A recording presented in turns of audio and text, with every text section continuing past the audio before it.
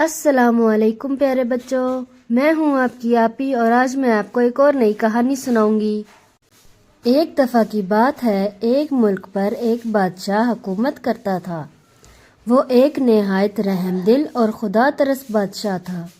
اس کی ایک ہی بیٹی تھی جو نہایت ہی ضدی تھی اور ہر ایک سے ضد کر کے اپنی بات منواتی تھی۔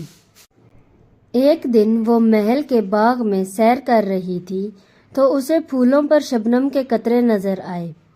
پھولوں پر شبنم کے قطرے خوبصورت نظر آ رہے تھے اور سورج کی روشنی میں وہ کوئی قیمتی موتی لگ رہے تھے۔ شہزادی نے سوچا، کیوں نہ ان قطروں کا ہار بنا کر پہنا جائے۔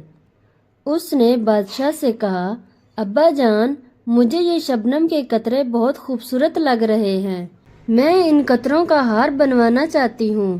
بادشاہ نے کہا کہ بیٹی، یہ تو بہت مشکل کام ہے، ان قطروں کا ہار نہیں بن سکتا۔ لیکن وہ تو ضدی تھی، اس نے اپنی ضد سے بادشاہ کو پریشان کر دیا۔ آخر تنگ آ کر بادشاہ نے اعلان کیا کہ جو شہزادی کو شبنم کے قطروں کا ہار بنا کر دے گا اسے انعام سے نوازا جائے گا۔ بادشاہ کا اعلان سن کر دور دور سے لوگ آئے مگر ناکام رہے۔ بادشاہ کے ملک میں ایک سونار رہتا تھا۔ سونار نے محل میں جا کر بادشاہ سے کہا کہ بادشاہ سلامت، میں شہزادی کے لیے شبنم کے قطروں سے ہار بنا کر دوں گا۔ بادشاہ سونار اور شہزادی کو باغ میں لے گیا۔ سونار نے شہزادی سے کہا، شہزادی صاحبہ، آپ کو ہار بنانے میں میری مدد کرنی ہوگی۔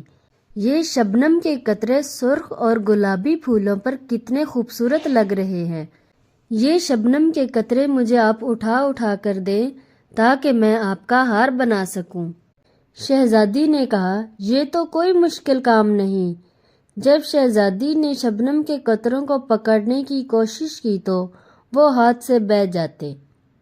اس طرح شہزادی نے بار بار قطروں کو پکڑا تو وہ ہاتھ سے گر جاتے۔ اب شہزادی کی سمجھ میں آ گیا تھا کہ اس نے بلا وجہ ضد کی ہے، بھلا شبنم کے قطروں کا ہار کیسے بن سکتا ہے۔ اس نے ضد کرنے سے توبہ کر لی۔ بادشاہ نے آگے بڑھ کر سونار کو گلے لگایا اور بہت سے انعام سے نوازا۔ اسی طرح اس کہانی میں انسان بھی بادشاہ کی بیٹی کی طرح ہے۔ وہ دولت کو اپنے پاس جمع کرنا چاہتا ہے، جبکہ دولت بھی شبنم کے قطروں کی طرح ہے جو اس کے پاس آتی ہے پر اس کی کبھی نہیں ہوتی، جو اسے جمع کرتا ہے اور آخر کار اسے چھوڑ کر دنیا و فانی سے رخصت ہو جاتا ہے۔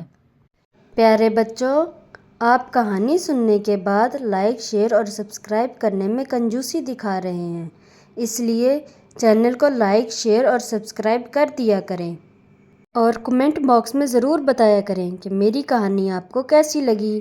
اللہ حافظ۔